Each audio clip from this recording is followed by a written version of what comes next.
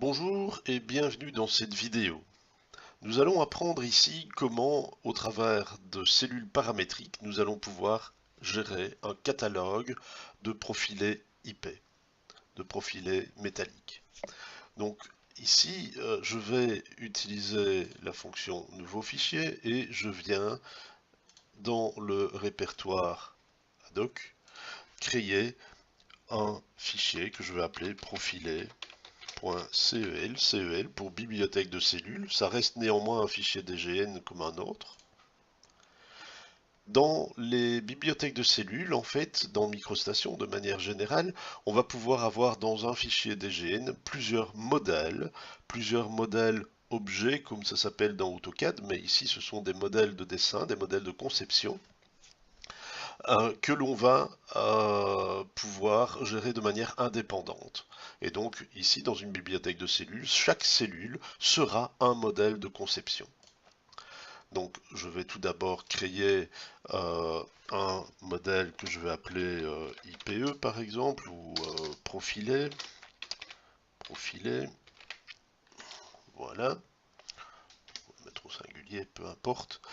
C'est un modèle de dessin en 3D, je vais lui dire qu'il peut être utilisé comme une cellule, et je vais lui dire que le type de cellule, c'est une cellule paramétrique. Je vais me mettre, puisque je vais travailler en 3D, je vais me mettre en mode illustration. On va se placer en vue de face, et nous allons pouvoir commencer à dessiner. Donc je vais utiliser la fonction de dessin de ligne de MicroStation. Je vais aller placer un premier point qui sera l'axe de mon profil sur le dessous de la semelle du profilet. Et donc je vais placer un premier point ici. Je pourrais me mettre, pour être plus efficace, en unité millimétrique. Voilà. Donc je viens replacer un premier point à 50. Je vais zoomer un petit peu pour avoir plus de confort. J'utilise l'outil AccuDraw qui me permet de dessiner très rapidement des éléments, somme toute, relativement complexes. Donc ici, je vais projeter ce point-ci. Je vais me déplacer de 5. Je vais me déplacer de 100. Donc je dessine une ébauche, peu importe les tailles, puisque je vais associer des variables qui vont contraindre l'élément à avoir la bonne taille par la suite.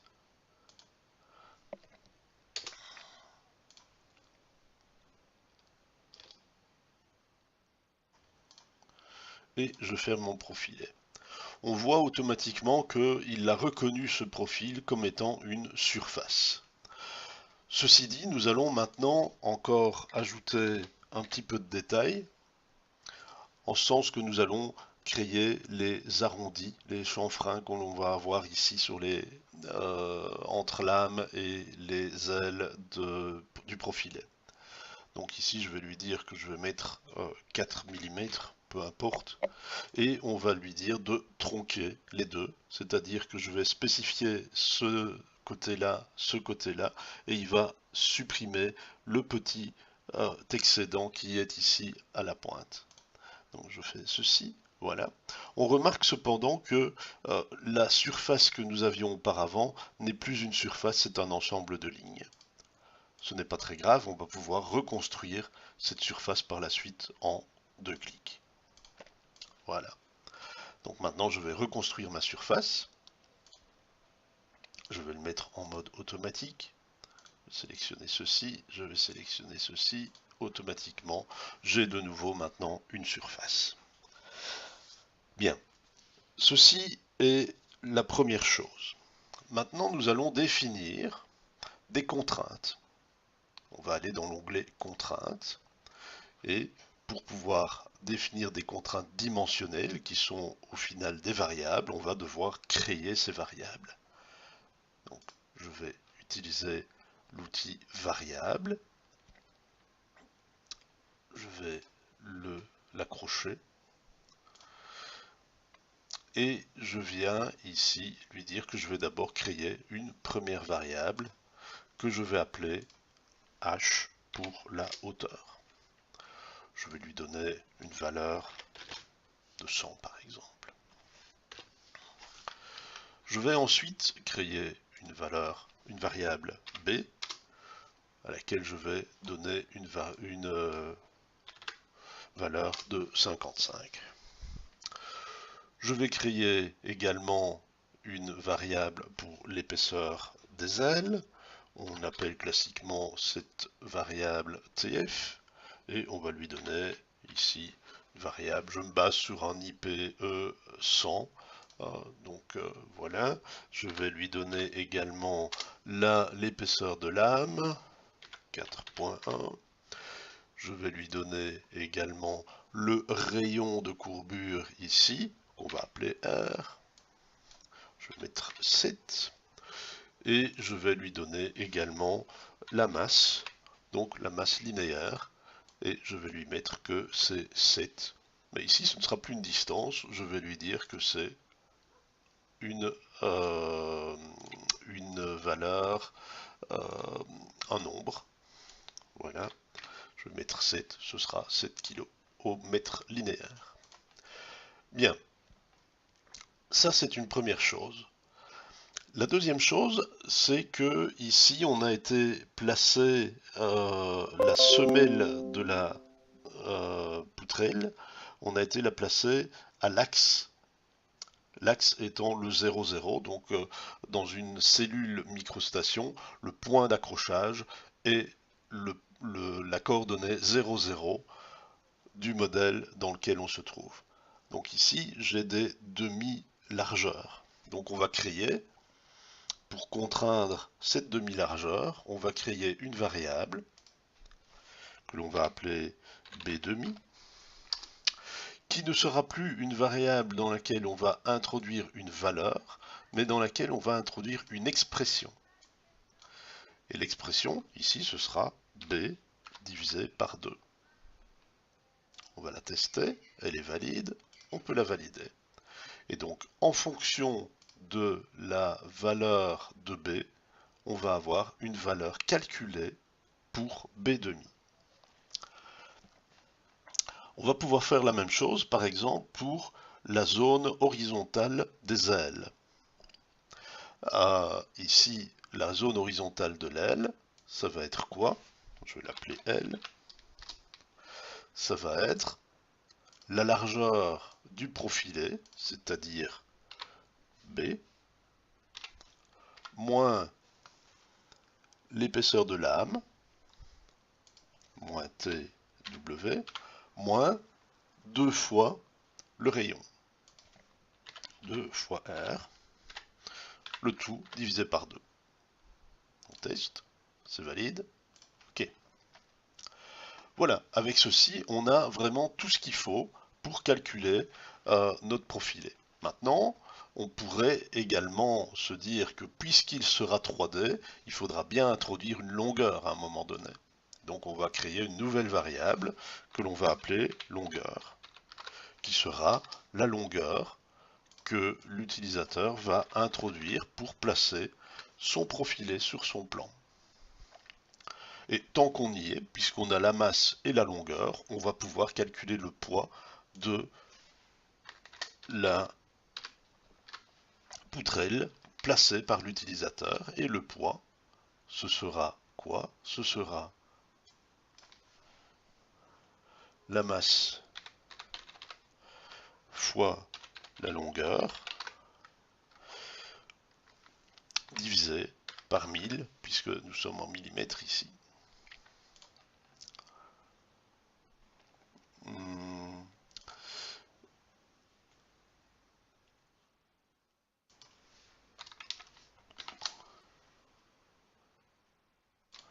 Voilà. Les variables sont sensibles à la casse. Bien. Maintenant, nous avons tout pour calculer notre volume. Donc ici, on va quand même lui dire que le poids, c'est un nombre. Ok, bien. Maintenant, nous allons affecter les contraintes. Tout d'abord, on va lui demander de définir des contraintes de manière automatique. On pourrait dire que ici, ce côté-ci et celui-ci doivent être perpendiculaires, que celui-ci et celui-ci doivent être parallèles, et ce genre de choses, que on doit avoir une tangence ici au point de raccord entre l'arc, etc. Mais on va lui demander de le faire de manière automatique, donc contrainte automatique. Je vais cliquer mon profil et il va me générer un ensemble de contraintes qui vont permettre de gérer de manière beaucoup plus simple le profilé. Ceci dit, il y a une contrainte qu'il n'a pas pris en compte, c'est une contrainte de position. Donc mon profilet, moi je veux qu'il soit centré sur son point d'accroche. Et donc pour ça, je vais aller ajouter une contrainte supplémentaire qui est une contrainte de point fixe. Et donc je viens me mettre ici, on voit qu'il met en surbrillance l'élément, il met en surbrillance un point de l'élément, c'est le point 00, c'est celui qui m'intéresse, je valide, j'ai une contrainte nouvelle qui est apparue.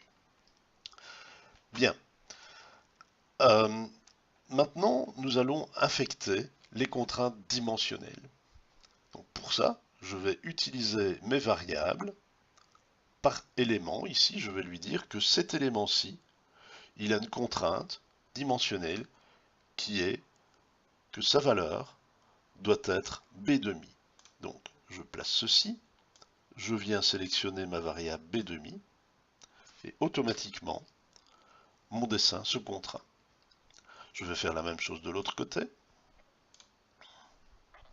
b', voilà. Je vais faire la même chose avec les autres éléments qui m'intéressent. Donc ici, c'est TF.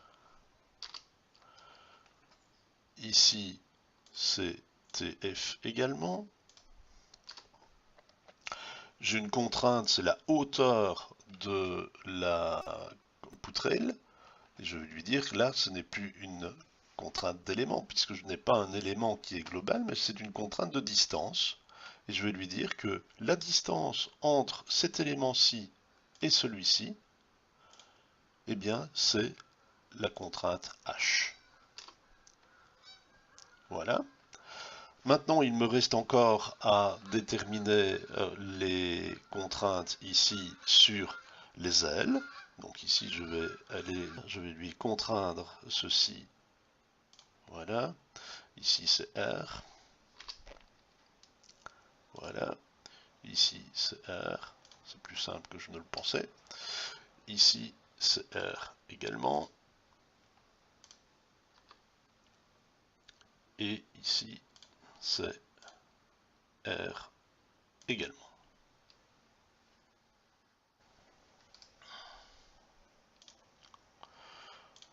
Et ici, on va avoir la variable L. Ici également la variable L. Voilà. Je pense que ma poutrelle est complètement contrainte maintenant. Je vais pouvoir faire une petite simulation. Je vais dire, je vais modifier la hauteur. Je vais mettre 80. Automatiquement, mon profilet se remet à dimension. On va changer la base. On va mettre 70. On a bien un élargissement qui se fait de part et d'autre de l'axe. Bien, l'objectif c'est de créer un catalogue de poutrelles. Et donc pour ça, on va utiliser un fichier Excel qui a été fait, c'est un fichier CSV. Ici, la seule chose à laquelle on doit faire attention, c'est de remplacer les points-virgules par des virgules. Voilà. Ensuite, on a maintenant un petit blabla au départ qui décrit certaines informations standards, ça il suffit de le reprendre, mais on va avoir également toutes nos IPE on va avoir toutes nos IPN, toutes nos HEA, toutes nos HEB, HUN, UPN, pardon, UAP, etc. En un seul geste. Donc je vais sauver mon fichier puisque je viens de faire une modification. Et je viens ici dans les variations et je vais pouvoir importer un catalogue de profilés qui est ici. Je fais ouvrir et je l'importe. Quelques petites secondes de traitement pour qu'il crée toutes les entités. Voilà. Et maintenant, on se retrouve avec nos divers profilés, nos divers types de profilés. Donc si je fais ceci, que je fais ça, on va avoir notre poutrelle en IPE 80, en IPE 200. Une petite erreur ici. Je pense que j'ai oublié d'affecter une variable à l'élément rayon. On va le faire tout de suite. Voilà. Rien de bien grave. On va pouvoir également prendre une poutrelle HEA 120 par exemple, dont les proportions sont différentes. Bien. Nous sommes toujours en 2D ici, nous n'avons que le profilé qui est présent. Nous allons maintenant introduire la notion de longueur. Pour cela, nous allons créer un objet solide par extrusion et on va aller lui dire que la distance, la longueur de l'objet extrudé ne sera pas une valeur, mais sera également une variable. Et la variable, c'est la variable longueur que nous avons définie tout à l'heure. OK. Je sélectionne le profilé de référence, je lui dis que je vais étendre dans ce sens-là, je valide, et ma poutrelle est maintenant créée. Mon objet poutrelle est créé. Je peux passer d'un type de profilé à un autre type de profilé sans aucun problème.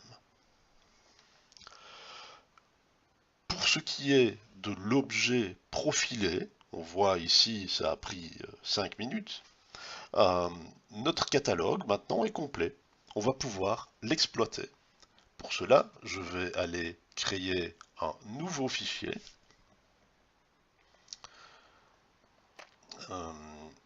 Nouveau. Je vais me placer dans le répertoire de dessin et je vais appeler exemple d'utilisation de profilés paramétriques.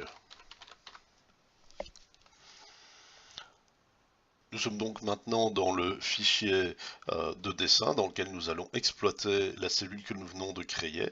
Je vais utiliser maintenant l'outil de placement de cellules et je vais utiliser la cellule profilée que nous venons de créer. Voilà, automatiquement il détecte que c'est une cellule paramétrique. On va pouvoir choisir la variation qui nous convient. Donc ici je vais placer de l'IPE 100 par exemple. Je vais me placer ici dans ma vue. Je vais orienter la manière dont je vais placer la poutrelle. Je vais la placer ici. Voilà. Je vais peut-être en placer 2 ou 3. Un petit peu plus même. Voilà. Maintenant, je vais pouvoir lui dire que ces poutrelles, je vais enlever ça, je vais reprendre l'outil de propriété, je vais sélectionner une poutrelle, et ici je vais pouvoir lui dire que cette poutrelle, ce n'est pas de l'IPE 100, mais ici je voudrais bien que ce soit du HEA 100. Automatiquement, mes objets paramétriques vont être adaptés. On va pouvoir sélectionner plusieurs poutrelles, lui dire que ces X poutrelles vont devenir de l'HEA 200 par exemple. Voilà. Donc c'est extrêmement simple d'utiliser les cellules paramétriques et de pouvoir créer des bibliothèques d'éléments comme ceci. On va pouvoir également lui dire que ces poutrelles HEA 200 par exemple, eh bien leur longueur n'est pas de 100, de 1000 plutôt, mais de 2000. On va voir que automatiquement le poids va être adapté puisqu'il est relié à la longueur et à la masse linéaire de l'élément. Voilà, j'espère que cette petite présentation vous aura plu. N'hésitez pas à me contacter de la société BICAD, www.bicad.be, vous pouvez nous trouver très facilement. Ce serait avec plaisir que je pourrais vous aider à découvrir MicroStation et à avancer dans l'exploration de ce fabuleux outil. Merci bien et une bonne journée.